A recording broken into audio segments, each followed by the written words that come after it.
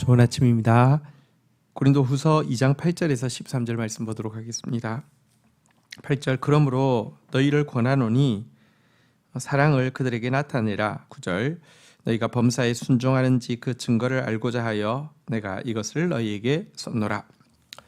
앞의 내용에서 권징을 받아들인 사람에 대해서 용서하라고 권면했던 바울은 한 단계 더 나아가서 그들에게 사랑을 나타내 보이라고 권면하고 있습니다.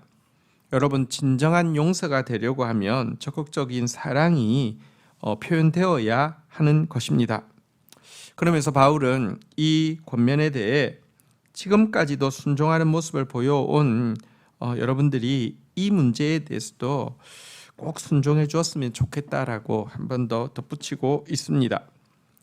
이 뉘앙스를 볼 때 사실은 고린도 성도들이 지금 범죄하였다가 권징받은 성도들에 대해서 다소 가혹한 태도를 취하고 있음을 유추해 볼 수 있습니다.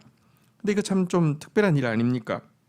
사실 과거 고린도 교회 고린도전서를 봐도요, 범죄한 형제가 있는데도 대수롭지 않게 여기고 전혀 책망하지 않는 것이 문제가 되었던 적이 있음을 고린도전서에서 보게 됩니다. 그러나 지금은 정반대 상황이 생긴 것이죠. 지나치게 율법적이 되어서 그들을 향해서 판단하고 정죄하기를 그치지 않고 있는 모습을 보여주고 있습니다. 이 양극단은 한 사람 안에서 여러분 병립하기가 힘들 것처럼 보이죠.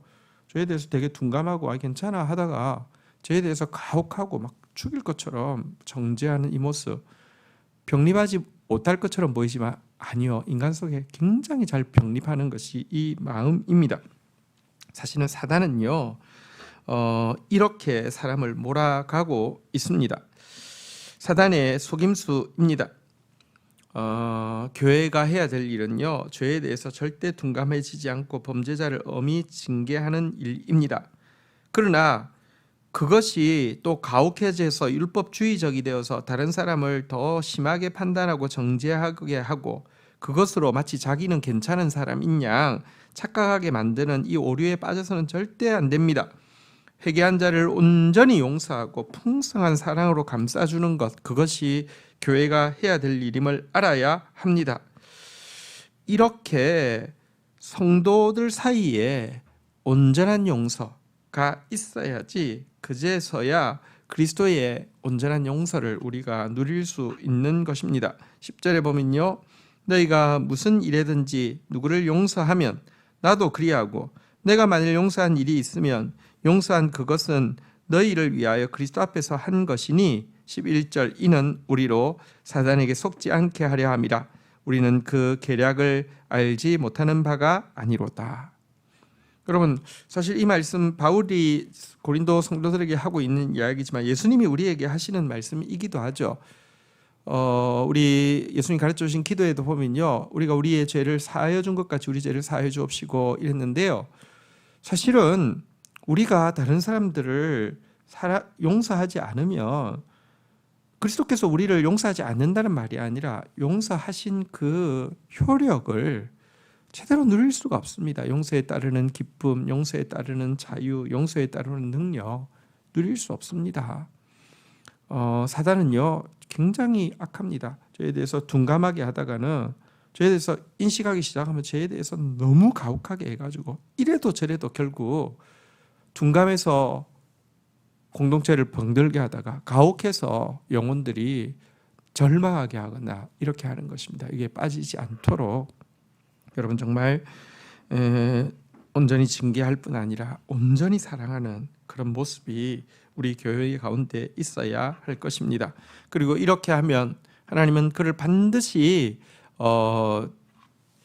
건지시고 반드시 천국에 묶어서 천국 사람 되게 하십니다. 진실로 너희에게 이르노니 무엇이든지 너희가 땅에서 매면 하늘에서 매일 것이요 무엇이든지 땅에서 풀면 하늘에서 풀리리라 말씀하고 있습니다.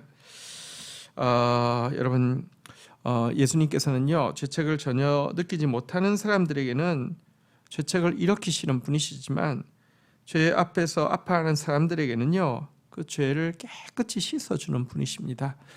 이것이 우리가 받은 사랑이고요, 우리가 몸의 지체로서 다른 사람들에게 또 보여주어야 하는 모습임을 잊지 않아야 되겠습니다.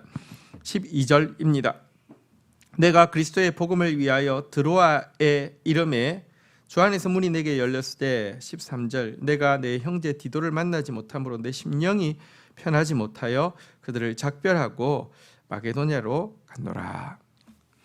여러분 사실 바울이 이제 고린도를 스킵하고 올라가서 이렇게 이제 마게도냐로 갔다가 이제 드로아로 이렇게 넘어가게 되었습니다. 드로아는 이제 그리스 반도가 아니라 터키 반도 이제 그 서단에 있는 도시이죠.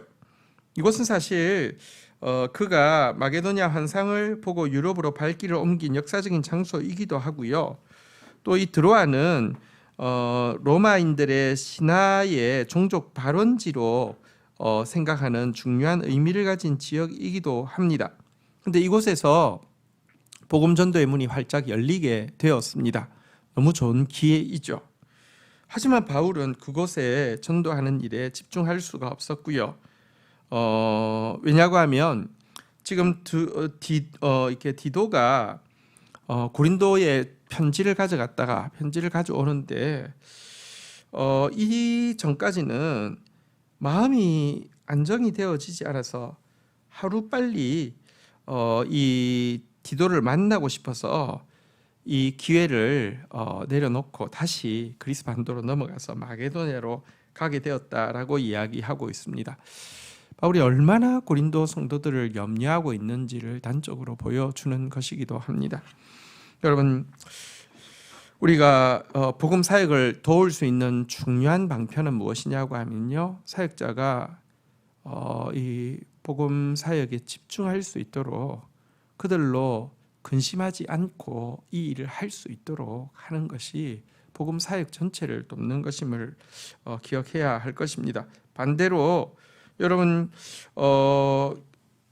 우리 안에 정말 문제가 있고 이렇게 사역자에게 근심을 주는 부분이 있다고 하면은 사실은 이것이 뭐랄까요? 사역자로 하여금 하나님 사역에 온전히 집중하지 못하게 하는 또 그런 참 손해가 될 수 있다는 사실도 기억해야 될 것입니다. 우리가 정말 뭐랄까요? 우리 교회는요, 나만의 안녕의 문제가 아니라 복음의 문이 열리고 영혼들이 구원받는 일을 위하여서 온 마음으로 집중해야 하고 또 그 일에 사역자가 또 더 헌신할 수 있도록 그들에게 기회를 주고 그들이 그 일에 헌신할 수 있도록 도와주어야 합니다. 그러려고 하면 우리가 우리 안에 있는 이 죄의 문제, 우리 안에 참 사역자들을 근심하게 하는 이런 죄의 문제가 이렇게 빨리 해결되어지고 이렇게 그리고 또 그 죄 근저에 있는 미성숙함이 빨리 성장하고 하는 것, 이것이 얼마나 하나님 나라 전체에 복음 사역에 힘을 실어주는 것인지를 또 기억해야 될 것입니다. 주신 말씀 붙잡고 기도하며 나가도록 하겠습니다. 하나님 아버지, 용서가 그냥 용서한다는 말로 끝쳐서는 되는 것이 아니라 풍성한 사랑으로 표현되어야 진정한 용서임을 오늘 저희들이 다시 한번 인식하게 됩니다. 하나님, 우리가 속히 용서하게 해주시고 또 풍성한 사랑으로 그들을 축복하는 자 되어질 수 있도록 인도하여 주십시오. 결단코 사탄에게 속아서 죄에 대해서 둔감해지거나 그러다가 또 반대로 죄에 대해서 가혹해져서 영혼들을 파괴하는 그런 자 되어지지 않도록 은총을 베풀어 주시기를 간절히 간구하고 소원합니다. 하나님, 오늘 바울에게 복음의 문이 열렸음에도 불구하고 고린도 교회에 해결되지 않은 그런 죄의 문제들로 인하여서 사역에 온전히 집중하지 못하는 그런 모습을 보게 됩니다. 하나님, 제가 또 우리 온 공동체가 정말 죄의 문제와 더 철저히 싸워서 이기게 하여 주시고 그리하여서 정말 복음의 문이 열린 곳에서 온 마음 다해서 영혼들을 섬기고 구원하는 그런 공동체 되어지도록 은혜를 더하여 주옵소서. 예수 그리스도의 이름으로 기도 올립니다. 아멘.